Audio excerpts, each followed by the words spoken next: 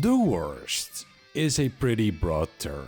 I mean, I can say I'm having the worst day of my life, but there might still be worse to come. And I mean, look at this guy.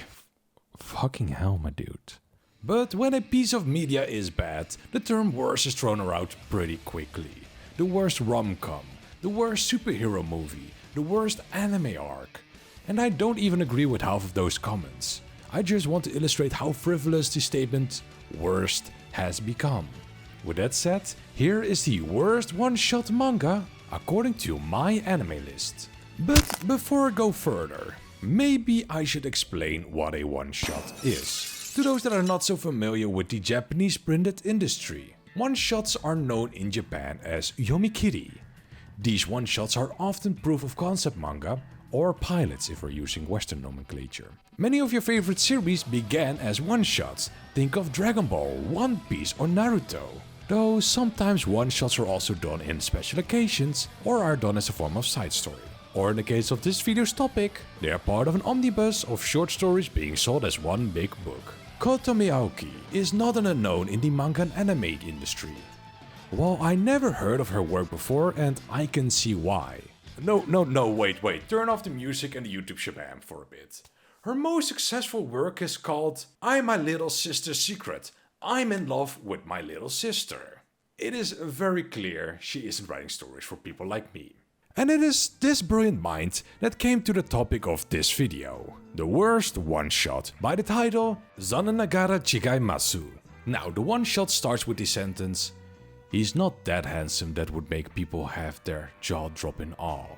But the girl's eyes are so wide in shock that I'm almost surprised her eyeballs didn't roll out. But she literally sees an average ass man on an escalator and basically thinks Jesus Christ has returned to Earth in the shape and body of a discount Dave Bowie. And the guy looks back like he's about to perform a pro gamer move and break every single Japanese law all at once. He reaches to the bug-eyed girl and tells her to wait for him upstairs. Only to find out that he is a 29-year-old having a date with an 18-year-old. And it's not like it's not obvious that she's a decade younger than him.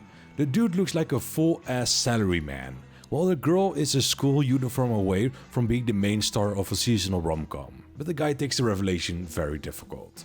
Not because she's too young, but because he is so old. Because yes, 29 is fucking old. But instead of going, my apologies, I got ahead of myself, I didn't think this through, the dude doubles down on everything, saying stuff like, I want to take you to my room, and I don't feel like being separated from you.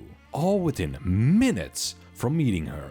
And the girl is totally on board, but he doesn't want to do it because that would be sexual misconduct, where she just doesn't want to be treated like a kid and offhandedly mentions she can even legally get married, delighting the guy because his position doesn't allow him to break any laws.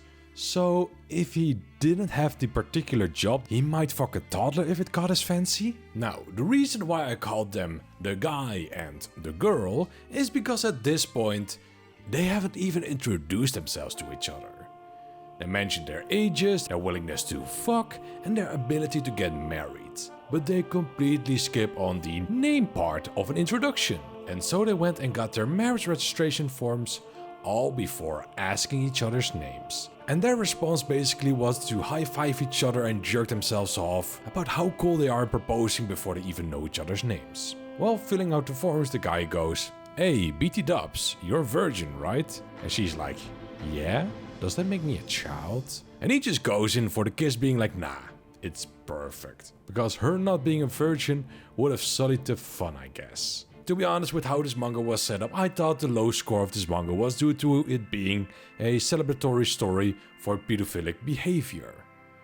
But since the main female character is 18, meaning she's legal, meaning it is not the reason why the score is low. The reason, however, is that it's just plain bad.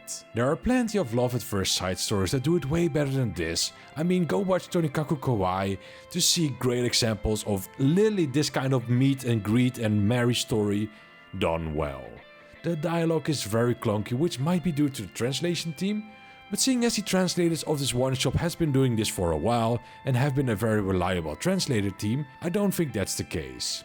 At the bare bones, the first few pages felt like a hentai plot, with the marriage stuff feeling very forced. Added on top of this, the guy didn't really care at the end what her age was, since his sights were already set on taking her to his room. And that just gives this manga such a creepy vibe. I think maybe in the original draft, the girl might have been younger, but since this story was first published in an omnibus about marriage stories, they had to write around that. Sadly, I can't find any proof to back that up, so take it with a grain of salt. However, do I believe this is the worst one-shot? Well, it is the worst that I've read, that is for sure. And if we're counting every hentai doujinshi that I've read, and on top of that all the one-shots I've read of the manga that I actually love, then yes, this is plainly the worst one-shot ever. However, if you know a worse one-shot or even a worse manga, post in the comments below. I'm Durkun, and thank you for watching.